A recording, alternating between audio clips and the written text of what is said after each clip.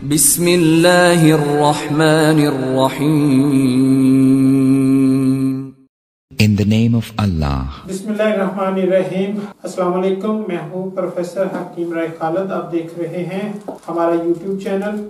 हम आपको हर बीमारी और इसकी अलामात और इसके इलाज के बारे में मुकम्मल रहनुमाई देंगे। तो हुस्न व सेहत से मुतल्लक तमाम मसाइल और उनके हल के लिए हमारे साथ जुड़े रहने के लिए हमारा चैनल सब्सक्राइब करें और बेल आइकॉन को जरूर प्रेस करें। अगर आप भी कोई ऐसे मसाइल दरपेश हैं तो कमेंट्स बॉक्स में कमेंट्स करें या दिए गए नंबर पर कॉल करें। हमारे दवाखाने का एड्रेस है गल्ला गोदाम, चौक हारनिया वाला, उकाड़ा।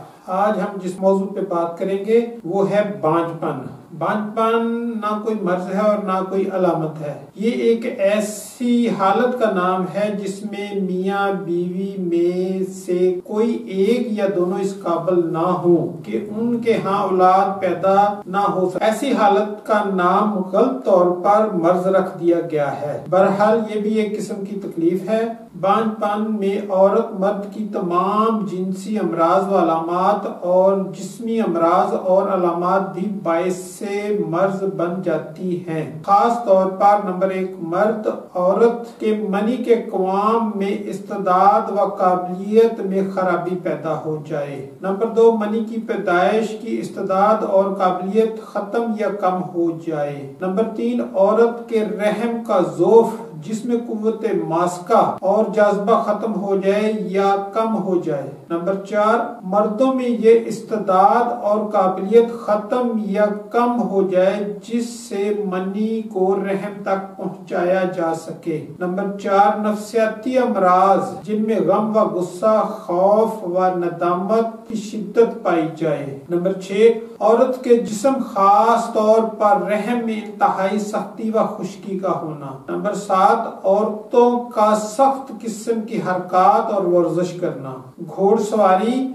या तैराकी करना, बाज औकात कसरत से झूला झूलना और रक्स करना भी इसका बायस बन जाता है। एक सबब यह बयान किया जाता है कि मर्द औरत का एक साथ अंजाल ना होने से भी औलाद नहीं हो सकती। इसी तरह एक सबब यह भी बयान किया जाता है कि कुरार नुतफा से पहले उठ खड़ा होना वगैरह। मर्दों का अंजाल तो जरूरी अमल है क्योंकि इससे मनी रहम में पहुंचती है, लेकिन औरतों के अंजाल का ख्याल करना एक जबरदस्त गलत फहमी है क्योंकि इकरारे हमल से औरतों के अंजाल का कोई ताल्लुक नहीं है। इसलिए कि औरतों के नुतफा का ताल्लुक इसके हैज के साथ है, इसकी मनी के साथ नहीं है। दलील यह है कि जिन औरतों के हैज बंद हो जाते हैं इनको भी अंजाल होता है मगर हमल करार नहीं पाता। दूसरी दलील ये है कि जिन औरतों के साथ ज्यादती की जाती है इसमें औरत का अंजाल तो हो नहीं रहा, एक तरफ इसकी खुशी और मर्जी और ख्वाहिश भी शामिल नहीं होती बल्कि जज्बात के बरअक्स गम व गुस्सा और नदामत के जज्बात काम कर रहे होते हैं। लेकिन औरत अगर बालग और तंदुरुस्त हो तो हमल जरूर हो जाता है। यही वजह है कि अक्सर हमल माहवारी से फरागत के पहले हफ्ते में करार पाते हैं। दूसरे सबब की गलत फहमी के मतलब ये समझ लें कि हमल कभी भी उस वक्त तक करार नहीं पाता बल्कि 24 घंटों से लेकर 1 हफ्ता तक में करार पाता है। बाज दफा ज्यादा वक्त में भी हमल करार पाता है क्योंकि मर्द की मनी औरतों के जिस्म में हफ्ता अशरा और कभी कभी 2 हफ्ता तक पाई गई है। इसलिए सवाल पैदा ही नहीं होता कि करार नुतफा से कबल उठ खड़े होना भी कोई सबब नहीं हो सकता। इसी तरह मुवासलत में जल्द या बदीर अंजाल होना करार हमल में कोई रुकावट का बायस नहीं बन सकता। शर्त मनी का सिर्फ औरत के जिस्म में दाखिल होना है। दलील ये है कि एलोपैथी साइंस ने हरामी बच्चों की जो तजारत शुरू की है वो इसी असूल पर कायम है, यानी एलोपैथी साइंसदान अपने मुल्क के लोगों की मनी को शीशे की ट्यूबों में बंद करके दूसरे मुल्कों को भेजते हैं जो यहाँ आकर औरतों के रहम में पिचकारी के जरिए दाखिल कर दी जाती है जिससे अक्सर हमल करार पा जाता है और कहा यह जाता है कि ये दवा है और इलाज है। बाज शरीफ डॉक्टर और नर्सें अक्सर इस हकीकत का इजहार औरतों से कर भी देती हैं, लेकिन गर्जमंद औरतें अपने खामद से छुपाती हैं। इसलिए बांझपन के इलाज में खामदों को तसल्ली कर लेनी चाहिए। रहम में एलोपैथी नुत्फे तो नहीं डाले जाते। एक तरफ सलामी शरीयत की रूह से नाजायज है और दूसरी तरफ हरामी बच्चों की अपने मुल्क और कौम में कसरत हो जाएगी। इसी तरह मुल्क व कौम में एलोपैथी हरामी खून के गंदे अज्जा परवरिश पाएंगे। हुकूमत को चाहिए कि पाकिस्तान में इन हरामी बच्चों की तिजारत खत्म कर दे। इसी तरह बांझपन में मर्दों की ज़ोफ़े बा की कमजोरी भी रुकावट का बायस नहीं हो सकती। यानी कोई मर्द महीनों मुआसलत की तरफ राग़ब नहीं होता, लेकिन जब होता है तो इसको इंतशार भी कम होता है, मगर मनी का अंजाल भी होता है, चाहे मुकम्मल ना हो। अलबत्ता मनी का औरत के जिस्म के अंदर अंजाल होना जरूरी है, बस हमल जरूर हो जाएगा। अलामत बांझपन के लिए कोई खास अलामत मुकर्रर नहीं की जा सकती, क्योंकि औरतों व मर्दों की हर जिनसी मर्ज बल्कि जिस्मानी अमराज जो सबब बन सकते हैं, इनमें मुब्तला लोगों में भी अक्सर औलाद देखी जाती है। मसलन खराबी तमस, सोजिश रहम, वर्मे रहम और सैलानो रहम वगैरह अमराज में औरतों के बच्चे पाए गए हैं। इसी तरह ज़ोफ़े बा, जरियान, सुरते अंजाल, एहतलाम और जनक व अगलाम बाजी के मरीजों में भी इनकी औलाद देखी गई है, बल्कि बाज हालतों में इंतहाई कसरत से होती है। इसी तरह हर नशा करने वाले की भी औलाद देखी गई है। अलबत्ता मर्द अगर अपनी मनी को औरत के जिस्म में दाखिल न कर सके या औरत में माहवारी बिल्कुल खत्म हो जाए, अगर ये दोनों नक्स नहीं हैं, तो फिर हर उम्र में औलाद हो सकती है। यहाँ तक मर्दों में 80-90 साल की उम्र में भी औलाद देखी गई है।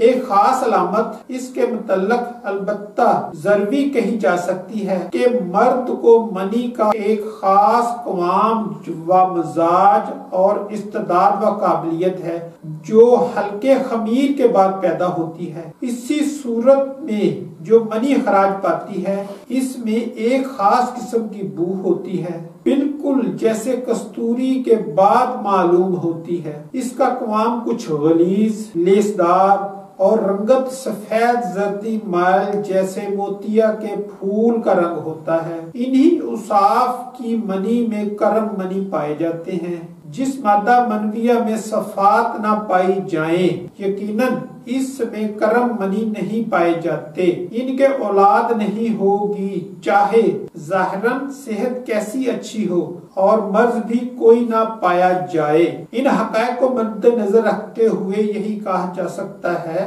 कि जो अज़ा मादा मनविया तैयार करते हैं, इनको मद्देनजर रखा जाए। इससे बांझपन के इलाज में यकीनन कामयाबी हो सकती है, बशर्ते के वो मनी इस औरत के जिस्म में दाखिल हो जाए जिसको माहवारी बाकायदगी से आती हो। औरतों की मनी का क़वाम मर्दों से रकीक, कम लेसदार और सफेद होता है, जैसे अंडे की सफेदी जो खुशिया रहम से निकल काज़फीन के जरिए रहम में पहुंच जाते हैं, जहां पर इनकी करम मनी से मुलाकात हो जाती है और हमल करार पा जाता है। मर्द और औरत की मनी के मुतल्लक ये तशफ़ी करना कि कौन सी काबिले रहम है, इसका गौर से मुआयना करना चाहिए या खुर्दबीन के नीचे इम्तहान कर लेना चाहिए। इस मकसद के लिए ला यानी इम्तहान शकूक में डाल देते हैं। मसलन मर्द और औरत की मनी को पानी में डालकर इम्तहान करना कि कौन सी तैरती है और कौन सी डूबती है। डूबने वाली को अच्छा कह देना दुरुस्त नहीं। मनी में दीगर आलाइश मिलकर भी इसको बोझल बना देती हैं। इसी तरह मर्द और औरत के पेशाब में गंदम व जौ और बाकला के दाने बो देना और जिसके दाने उग जाएं उसकी मनी को दुरुस्त ख्याल कर लेना सही नहीं है। हमल काज़िब यानी कि झूठा हमल। चूंकि बांझपन में औरतें हमल के लिए बेकरार होती हैं, इसलिए माहवारी के बाद एक नई उम्मीद लगा लेती हैं। अक्सर ऐसी औरतों में माहवारी की खराबी पाई जाती है, इसलिए बाज़ औकात कई माह माहवारी नहीं होती, जिससे इनको हमल का यकीन हो जाता है। अक्सर पस्तान फूल जाते हैं और बाज औकात दूध भी नमूदार हो जाता है। बाज औकात दर्दे लाहक होकर गोश्त का एक टुकड़ा सा खारिज हो जाता है। इसी तरह कभी कसरत से रुतूबात का भी अखराज होता है। कभी यही मादा मुतफ़न होकर नफ्स हवानी को भी कबूल कर लेते हैं। चुनाचे बाज औरतें कछुए, सांप और अजीबुल खल्क सी चीजें जनती हैं। सादक व काज़िब हमल का फर्क यानी कि सच्चा हमल और झूठे हमल का फर्क। सच्चा हमल व काज़िब हमल का फर्क वाज़ेह करना नहायत अहम बात है, लेकिन जो लोग तहरीक तजदीद तिब के मेंबर हैं और नजरिया मुफरदा से पूरे तौर पर वाकिफ हैं, इनके लिए मुश्किल नहीं है। जानना चाहिए कि जब औरतों को हमल होता है तो इनमें खुश्क तहरीक बढ़नी शुरू हो जाती है, जो गर्म खुश्क होती है। हामला औरतों की नब्ज और कुरूरा वगैरह रोज बरोज खुश्क होते जाते हैं। मसलन जी मतलाना, कै आना, भूख बंद हो जाना, पेशाब और पखाना पर दबाव वगैरह। ये अरसा 8 माह तक रहता है, फिर इसकी तहरीक बदलकर गर्म तर होने लगती है और ऐसे ही अमराज लाहक होते हैं। मसलन रिक्कत, कमी खून, कब्ज, पेशाब की बंदिश की बजाय बार बार पखाना और पेशाब का दबाव पड़ना, कभी कभी पेचिश हो जाना वगैरह खास किस्म के अमराज हैं जो हमल काज़िब में नहीं पाए जाते। काज़िब हमल की अलामात पेट में रसौली की अलामात से मिलती जुलती हैं और नफख और कराकर बढ़ जाता है। इलाज हाजिर खिदमत है। खुलंजान 30 ग्राम, दार फिलफिल 30 ग्राम, जंजीबील यानी सुन 20 ग्राम, सफूफ बना लें। मिकदार खुराक 125 मिलीग्राम से 1 ग्राम तक हमरा आबे ताज़ा दिन में 3 से 4 बार दें। इससे काज़िब हमल के असरात भी खत्म हो जाते हैं। अगर आपको हमारी ये वीडियो पसंद आए तो लाइक और शेयर कीजिएगा। शुक्रिया।